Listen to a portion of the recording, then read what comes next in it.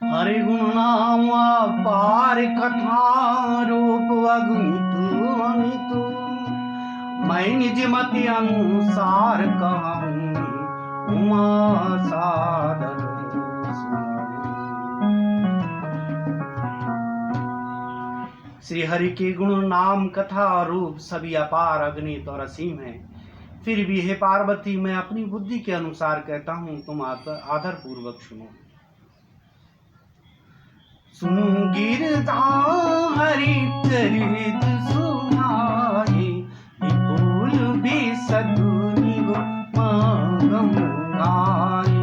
हरि अवतार दे तुझी होई, वेद में गई जाए ना सोई।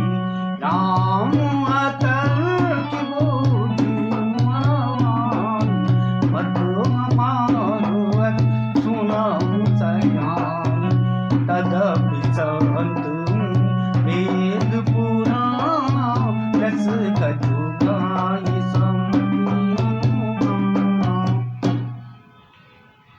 हे पार्वती सुनो, वेद शास्त्रों ने श्री हरि के सुंदर विस्तृत और निर्मल चरित्रों का गान किया है। हरि का अवतार जिस कारण से होता है वे कारण बस यही है, ऐसा नहीं कहा जा सकता। अनेकों कारण हो सकते हैं, ऐसे भी नहीं हो सकते हैं जिन्हें कोई जान भी नहीं सकता। हे सयानी सुनो, हमारा मत तो यह है कि बुद्धि मन और वाणी से श्री रामचंद्र जी की तर्कना नहीं की जा सकती। तथापि संत मुनि वेद और पुराण अपनी अपनी बुद्धि के अनुसार जैसा कुछ कहते हैं। तत्सुमय सुमि सुनावो कोई, समुझ परई जस कारण होई। जब जब कोई धर्म कई हानि, बाढ़ई असुर अधम अभिमानी। करई अनिताई नहीं वरु, सीधई विप्र प्रेम सुरु करनी। तब तब प्रभु धरि विविध शरीरा, हरहि प्रेमानि सज्जन वीरा। और ऐसा कुछ भी मेरे समझ में आता है हे सुमुखी, वही कारण मैं तुमको सुनाता हूँ। जब जब धर्म का हास होता है और नीच अभिमानी राक्षस से बढ़ जाते हैं, और वे ऐसा अन्याय करते हैं कि जिसका वर्णन नहीं हो सकता, तथा ब्राह्मण गौ देवता और पृथ्वी कष्ट पाते हैं, तब तब वे कृपा निधान प्रभु भांति भांति के दिव्य शरीर धारण कर सज्जनों की पीड़ा हरते हैं। असुर मारता पही सुरन, राखई निज श्रुतु सेतु।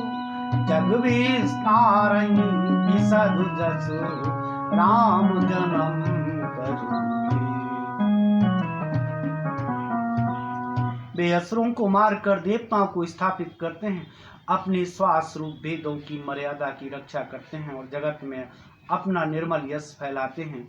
श्री रामचंद्र जी के अवतार का यह कारण है।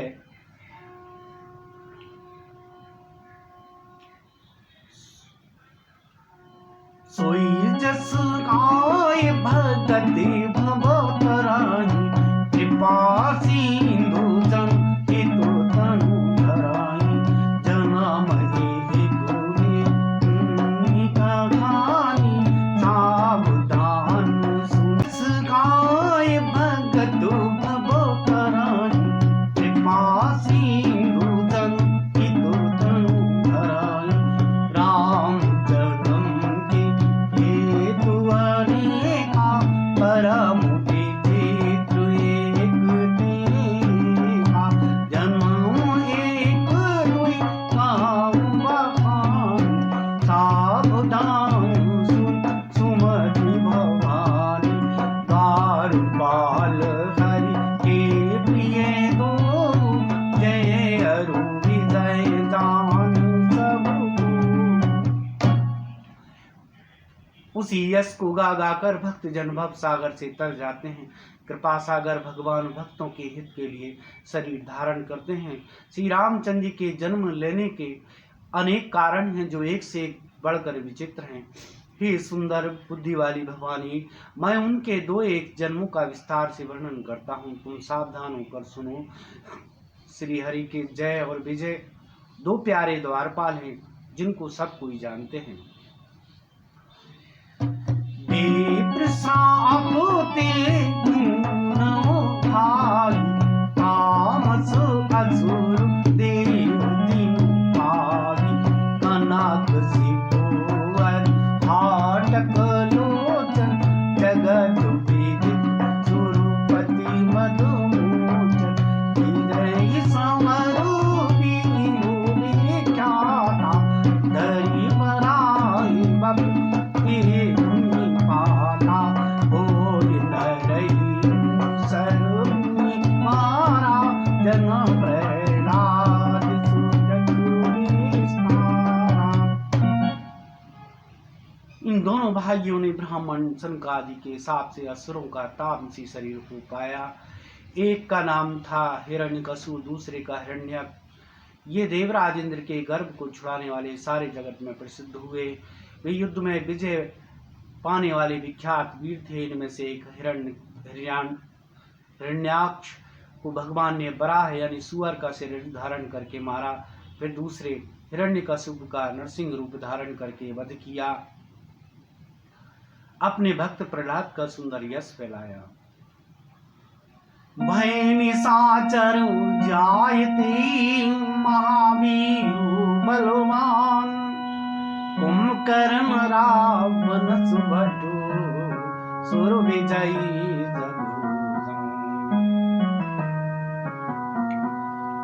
वे ही दोनों जाकर देवताओं को जीतने वाले तथा बड़े योद्धा रावण और कुंभकर्ण नामक बड़े बलवान और महावीर राक्षस हुए।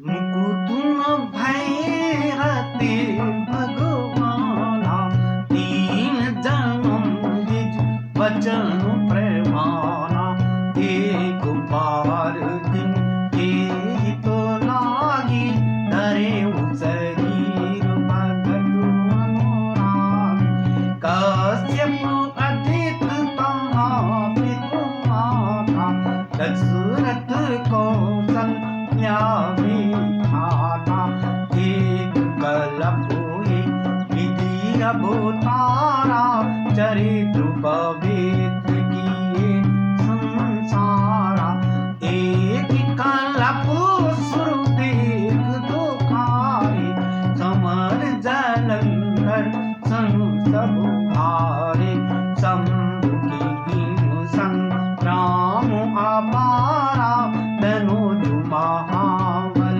मरई न मारा। भगवान के द्वारा मारे जाने पर भी वे हिरण्याक्ष और हिरण्यकशु इसलिए मुक्त नहीं हुए कि ब्राह्मण के वचन साप का प्रमाण 3 जन्म के लिए था। अतः एक बार उनके कल्याण के लिए भक्त प्रेमी भगवान ने फिर अवतार लिया। 12 अवतार में कश्यप और अदिति उनके माता पिता हुए, जो दशरथ और कौशल्या के नाम से प्रसिद्ध थे। एक कल्प में इस प्रकार अवतार लेकर उन्होंने संसार में पवित्र लीलाएं की। एक कल्प में सब देवताओं को जलंधर दैत्य से युद्ध में हार जाने के कारण दुखी होकर शिव जी ने उसके साथ बड़ा घोर युद्ध किया, पर वह महाबली दैत्य मारे नहीं मरता था।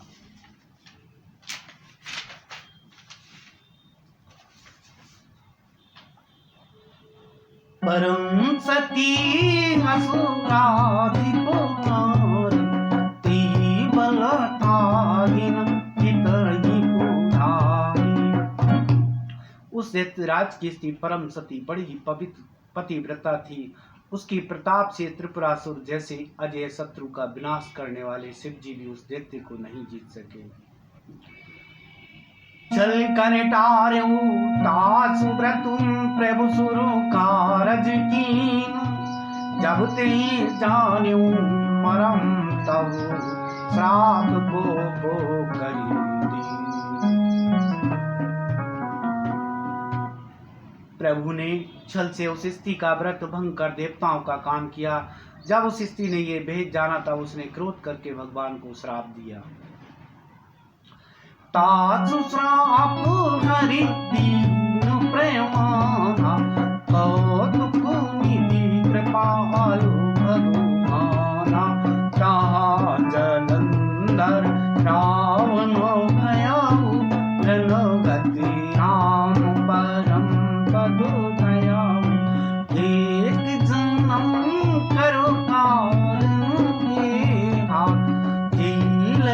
राम धरी धरु देखा, प्रति अवतार कथा प्रभु केरी, सुनो मुनि वरन का लीलाओं के भंडार कृपालु हरि ने उस स्त्री के साप को प्रमाण दिया, स्वीकार किया। वही जलंधर उस कल्प में रावण हुआ, जिसे श्री रामचंद्र जी ने युद्ध में मारकर परम पद दिया। एक जन्म का कारण यह था जिससे श्री रामचंद्र जी ने मनुष्य देह धारण किया। हे भरद्वाज मुनि सुनो, प्रभु के प्रत्येक अवतार की कथा का कवियों ने नाना प्रकार से वर्णन किया है।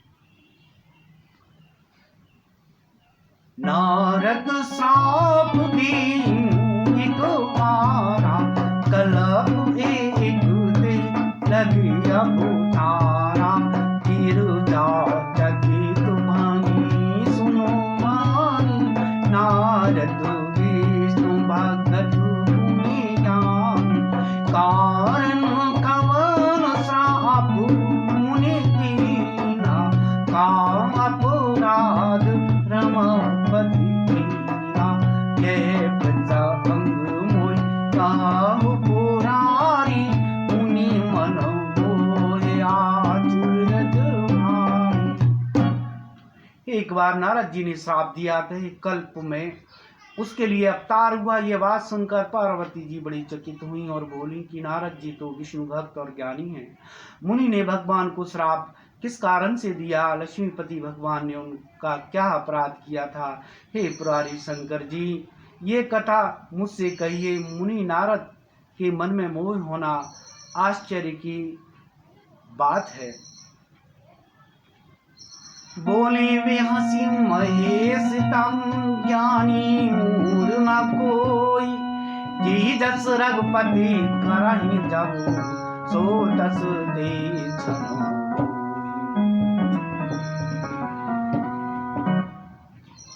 तब महादेव जी ने हंसकर कहा, ना कोई ज्ञानी है ना मूर्ख। श्री रघुनाथ जी जब जिसको जैसा करते हैं वह उसी क्षण वैसा ही हो जाता है। कहो राम गुण गात पर बाज सादर सुनाओ, भववंदन रघुनाथ भजो, तुलसी तजो मानु पदु। और याज्ञवल्क्य जी कहते हैं, हे भरद्वाज, मैं श्री रामचंद्र जी के गुणों की कथा कहता हूँ, तुम आदर से सुनो। तुलसीदास जी कहते हैं, मान और मत को छोड़कर आवागमन का नाश करने वाले रघुनाथ जी को भजो। हिमगिरि गुहाए एक अति पावन, मैं समीप सुर सरी सुहावन, आश्रम परम पुनीत सुहावा, देख देव ऋषि मनु अति भावा, निरति सरी पिपील बहागा, भयउ रामापति पदु अनुरागा, सुमृत हरहि श्राप गति भागी, मैं विमल मन लागी समाधि। हिमालय पर्वत में एक बड़ी पवित्र गुफा थी। उसके समीप श्री ही सुंदर गंगा जी बहती थी। वह परम पवित्र सुंदर आश्रम देखने पर नारद जी के मन को बहुत ही सुहावना लगा। पर्वत, नदी और वन के सुंदर विभागों को देखकर नारद जी का लक्ष्मीकांत भगवान के चरणों में प्रेम हो गया। भगवान का स्मरण करते ही उन नारद मुनि के श्राप की जो साप उन्हें दक्ष प्रजापति ने दिया था और जिसके कारण वे एक स्थान पर नहीं ठहर सकते थे, गति रुक गई और मन के स्वाभाविक ही निर्मल होने से मन की समाधि लग गई। मुनि गत देख सुदेश देना, वही बोली की मनु भाना, सहित सहायता मम को, चले जल चरु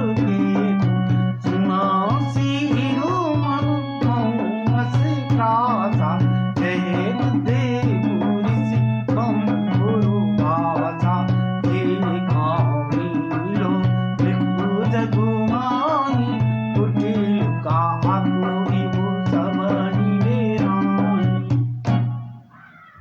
नारद मुनि की यह तपोमयी स्थिति देखकर देवराज इंद्र डर गया। उसने कामदेव को बुलाकर उसका आदर सत्कार किया और कहा कि मेरे हित के लिए तुम अपने सहायकों सहित नारद जी की समाधि भंग करने को जाओ। यह सुनकर मीन ध्वज कामदेव मन में प्रसन्न होकर चला। इंद्र के मन में यह डर हुआ कि देव ऋषि नारद मेरी पूरी अमरावती का निवास राज्य चाहते हैं। जगत में जो काम और लोभी होते हैं वे कुटिल और कौवे की तरह सबसे डरते हैं। जय श्री राम।